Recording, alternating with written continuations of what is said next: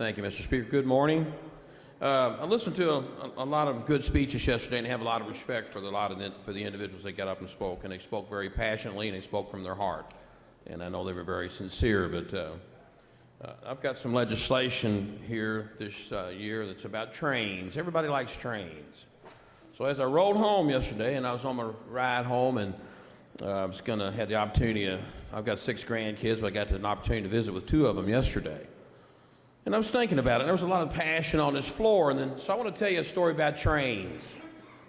There was 10 God-fearing, praying folks standing beside the railroad tracks.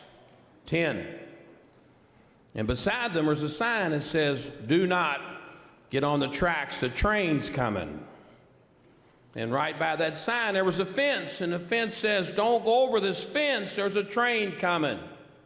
And on the other side of that fence, it said, there was a crossing gate, and it said, "Don't go around this gate, there's a train coming."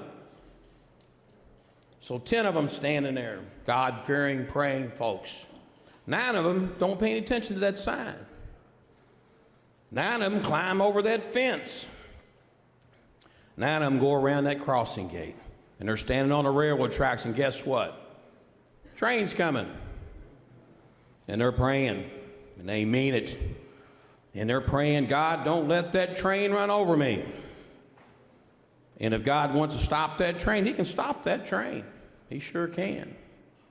But as that train runs over them and kills every one of them, kills them all, and the one standing beside the track says, "I don't understand why they didn't pay any attention to that sign that says, 'Do not get on the tracks.' God put that sign there.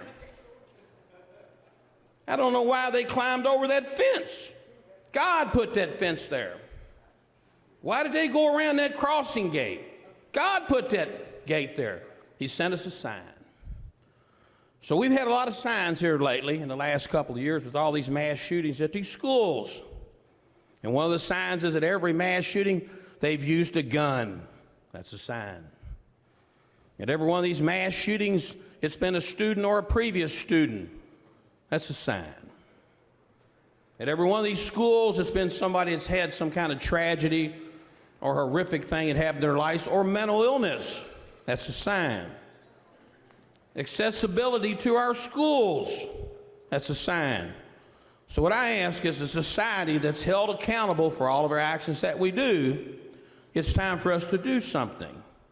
Those signs are there. There's 4 things that we can work on right now to help stop this craziness in the United States. We can do that. And so what I've said before is that we're a society that's held accountable for our actions. I think that we should be held accountable for our inaction if we don't do anything. Thank you, Mr. Speaker.